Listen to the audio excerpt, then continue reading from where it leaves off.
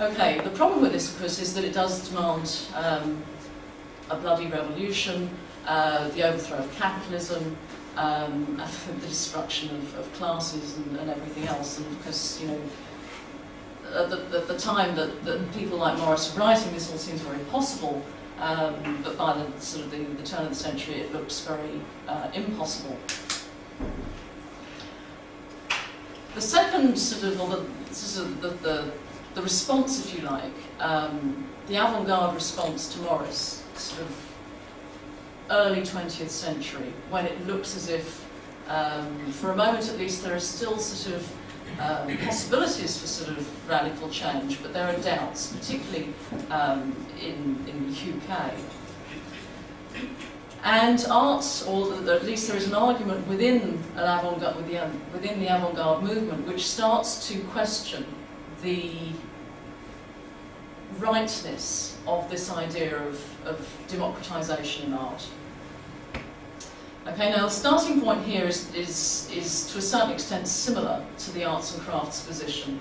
The avant-garde artist is highly critical of the commercialisation of art and the compromise of quality that commercialisation has brought about. But the avant-garde artist is also concerned with the implications of the arts and crafts critique. And the chief concern is the possibility that the democratisation of art threatens the autonomy of the individual artist. Okay? It threatens the autonomy of the artist to express him or herself in particular ways. Because what the artist is doing in the democratised world is producing things within a particular aesthetic. And that aesthetic is defined by nature. Cultivated nature, admittedly, but it's an idea of beauty which inheres fundamentally in nature. Okay, so in conditions of equality, where relationships are based on mutual exchange, everyone is an artist and they just simply exchange the products of their creative work. The concern is that the space for expression becomes limited. Quality comes to be defined in terms, as I say, of the aesthetic of beauty, which reflects these lovely communal ties which bind everybody together. The avant-garde is not only concerned, or the avant-garde artist is not only concerned with the market, but with trying to escape from the pressures of the market. So rather than thinking in terms of how do we change systems of production such that everyone becomes an artist, the avant-garde artist, or at least sections of the avant-garde, start to think in terms of how can I escape the logic of consumption? How can I escape the logic of the market?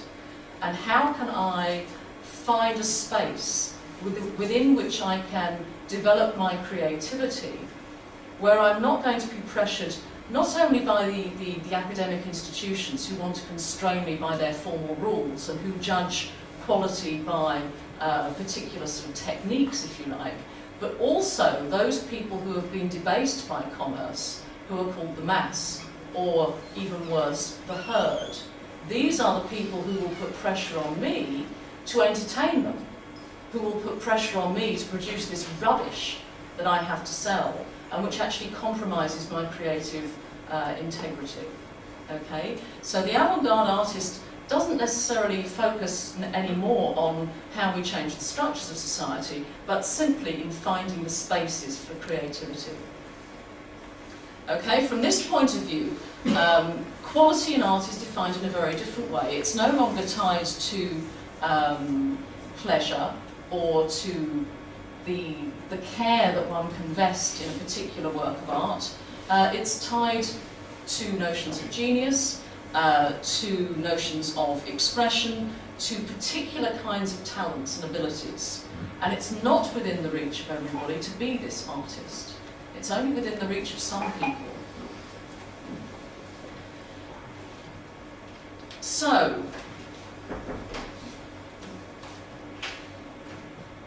there's a tendency also, this is the final kind of irony, I suppose, to a certain extent. There's a tendency also to tie quality to work that becomes in its challenge to existing institutions, to existing art institutions, which becomes less and less intelligible to everybody else.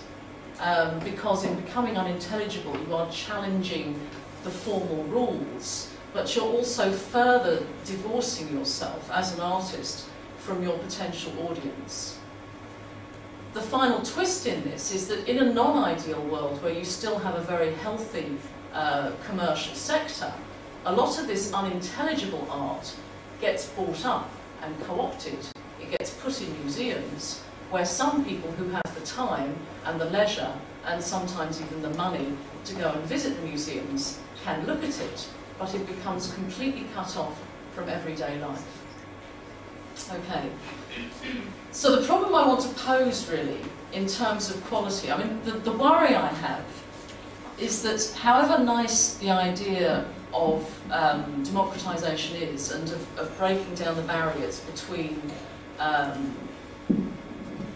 artists and audience, the idea that we can all participate and be artists in everything we do, the worry I have is that I do take seriously the concern that if you go down that route, you may inadvertently be narrowing the boundaries for particular individuals to kick out and define themselves in particular ways.